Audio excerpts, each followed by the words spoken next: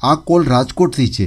આનંદ વિનોદભાઈ કાછલિયા. તેઓ દસા સોરઠિયા વણિક સમાજમાંથી આવે છે. તેઓનું ડાયવોર્સ થયેલું છે. પોતે જોબ કરે છે. મંથલી સારી એવી ઇન્કમ ધરાવે છે. તો સાંભળો આનંદ વિનોદભાઈ કાછલિયાનું આ કોલ રેકોર્ડિંગ.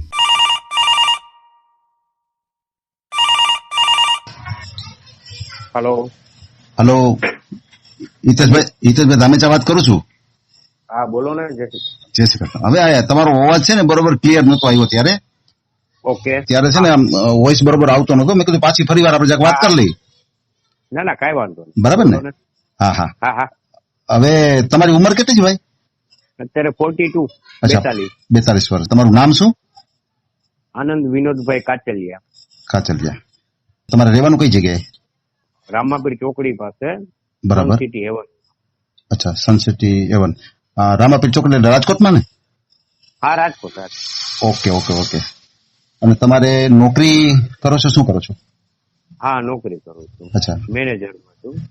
અચ્છા, મેનેજર. હાજી. Marketing line. અને આપણે તમારો જે સેલેરી છે એ કેટલી હશે? અત્યારે મારું સેલેરી ગણો તો 80,000. અચ્છા, 80,000 જે છે ને? હા. અને તમારું education? Education BCom LLB. BCom LLB. બરાબર. અને મકાન તમારે ઘરના છે કે કઈ રીતનું છે? હા ઘરનો છે, ફ્લેટ છે, 2 BHK. અચ્છા, 2 BHK ફ્લેટ જ છે. હા. બરાબર. તમારું મૂળ ગામ અહીંયા છે? ના, મૂળ ગામ અમારે બગસરા, અમરેલી પાસે આવે ને બગસરા. અચ્છા, બગસરાના છો? હા. બરાબર. તમારું ફેમિલી બેકગ્રાઉન્ડમાં? ફેમિલીમાં હું ને મારા મધર 2 જણ છીએ. સિસ્ટર છે એના મેરેજ થઈ ગયા છે. ફાધર 4 વર્ષ પહેલા એક્સપાયર થઈ ગયા છે. હાજી. તમારું ક્યારે કામ થયેલું છે? હા એકવાર થયેલું, પણ મારો ડાયવોર્સ છે. અચ્છા, ડાયવોર્સ. 2020 મારા ડાયવોર્સ થયેલા છે. બરાબર. તો એમાં શું પ્રોબ્લેમ આવ્યો હતો? પ્રોબ્લેમ એવું હતું કે બંને વચ્ચે મનમેળ નતો થતો. આખો દી માથાકૂટ ફેરે રાખે. એના ફાધર ને ત્યાં કીધા વગર વહી જાય ને એવી રીતે હેરાનગતિ બહુ. બરાબર છે, બરાબર છે. હા. તો તમારે આજે છૂટા થયા એને કેટલો સમય થયો હશે? 4 વર્ષ જેવું થયું. અચ્છા, 4 વર્ષ થઈ ગયા. હા. બરાબર. પછી કઈ વાત તમે ચલાવી જ નથી મેરેજ માટે? ના ચલાવી હતી 1-2 જગ્યાએ, પણ જોઈએ એવું મજા નથી આવી. એવું છે? હા, કેમ કે એમાં શું છે કે બધા અત્યારે છે ને આપણે કહીએ ને કે માંગ બહુ જાજી પડતી વધી ગઈ છે. રિક્વાયરમેન્ટ શરતું જાજી આવી જાય છે. ઓહો.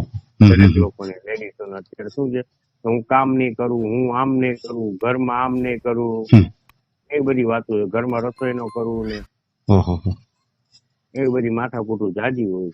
બરાબર છે, બરાબર છે. હવે એ તો તકલીફ રહેવાની છે. બધાય સમાજમાં પ્રોબ્લેમ છે જ. હા, તકલીફ સામે વાંધો નથી.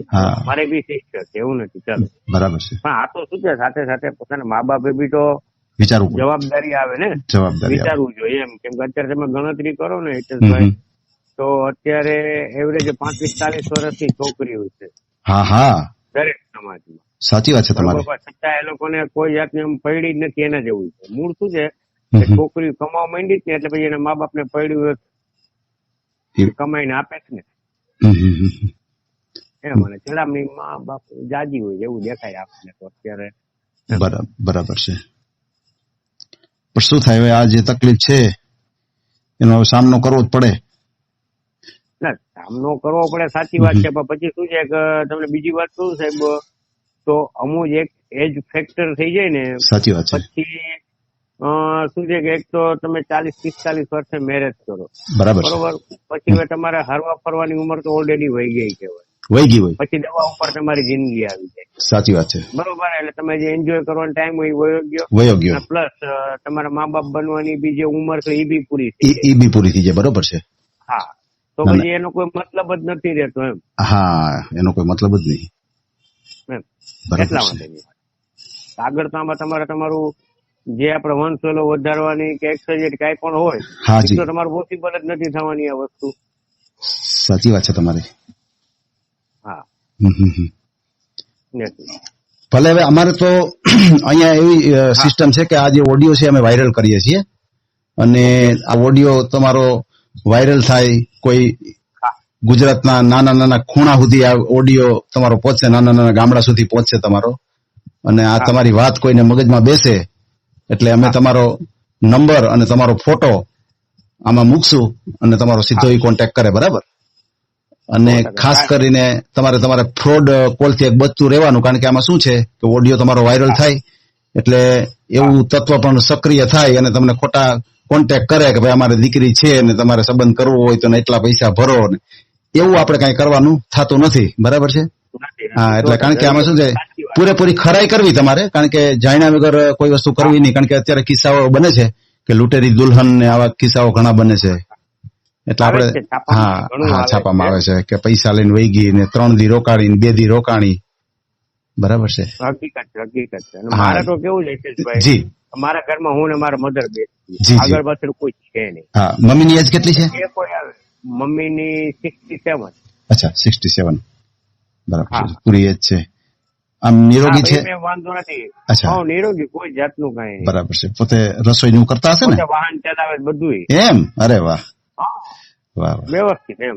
બરાબર છે. રસોઈ બધું વ્યવસ્થિત. બાકી ઘરમાં કામ વાળી છે, બરાબર, કપડા ને એના માટે મશીન ને બધું છે. સરસ. આવડો બીજું કોઈ છે નહીં આગળ પાછળ. માર તો શું છે કે હું મારા મધર બે જ છીએ. જી જી જી, બરાબર છે. એટલે આવનારા કોઈ દુખી થાય એમ નથી, પૈસા ટકે કઈ પ્રોબ્લેમ નથી, મકાન પૂરેપૂરી સગવડતા છે. મકાન છે, બધી ફેસિલિટી. બીજું કોઈ આડું ઊભું કોઈ છે નહીં, બરાબર છે? કોઈ છે નહીં. હા, બરાબર છે. એટલે આવનાર સુખી થાય એવી તમારી વાત ઉપરથી અમને એવું લાગે છે, બરાબર? ભલે ભલે આનંદભાઈ, તમારો ઓડિયો અમે મૂકશું અને તમારા ફોટા ઓલરેડી તમારો આવી ગયો છે. આ તો શું છે, આપણું કોલ રેકોર્ડિંગ બરાબર થયું નહોતું એટલે આપણે ફરીવાર વાત કરી, બરાબર? ના ના, કાંઈ વાંધો નહીં. ભલે આનંદભાઈ, હા, જય શ્રી કૃષ્ણ.